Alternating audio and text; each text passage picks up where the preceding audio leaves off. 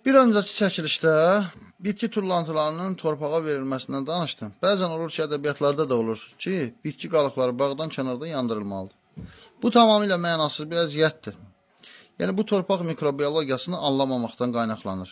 Həmişə deyilir ki, torpaq canlıdır və 1 qram torpaqda 200 milyondan artıq canlı mikroorqanizm var.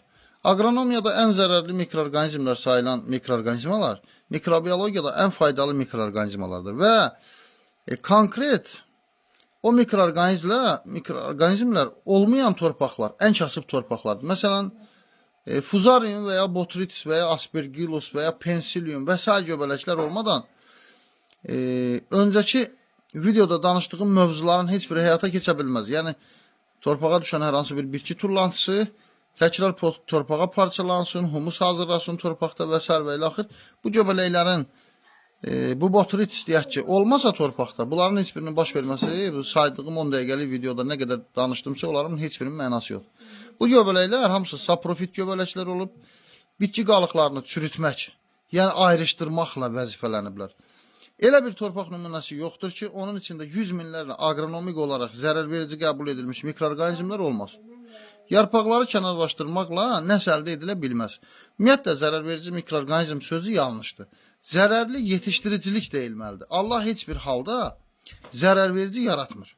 O mikroorqanizmlər faydalı olub, sadəcə təbiətin ölüm hökmü verdiyi artıq cansız materialların təkrar torpağa dönüşməsində vəzifəlidirlər. Yəni, o biz də ola bilərik, ağacdan qopmuş hər hansı bir yarpaq da ola bilər.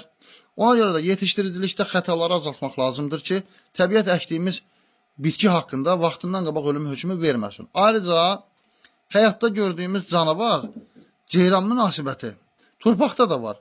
Orada da bir-biri ilə qidalanan mikroorqanizmalar var. İslam şəriətində itin ağzı dəyən qabın torpaqla paçlanmadan su ilə paçlanması doğru qəbul edilmir.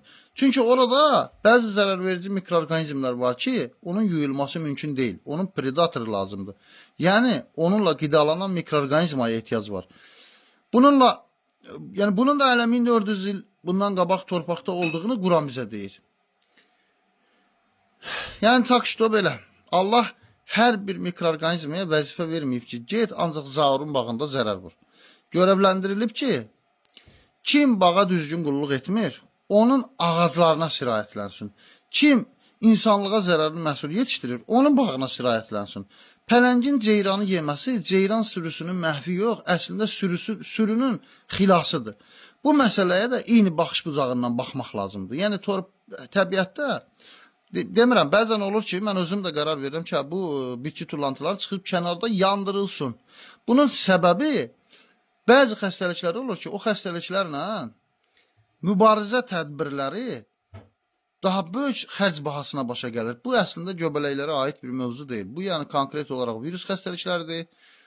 Yəni, bu tip xəstəlik, bəzi bakteriyal xəstəliklərdir ki, bunlardan ötürü, əslində onların da torpaqda olması, yəni, torpaq tərəfindən müalicə olunması daha doğrudur. Prosta həmin vaxtı riskə getmirsən, daha çox xərc bahasına başa gəlir deyə deyirik ki, xərci azaltmaqdan ötürü, təhlükəni sovuşturmaqdan ötürü bir şəkildə deyirik ki, kənarlaşdırın, kənarda yandırın, sonra yerdə qalan bağın üstündə də tədbirlərdə xərciniz az çıxsın. Bu qədər.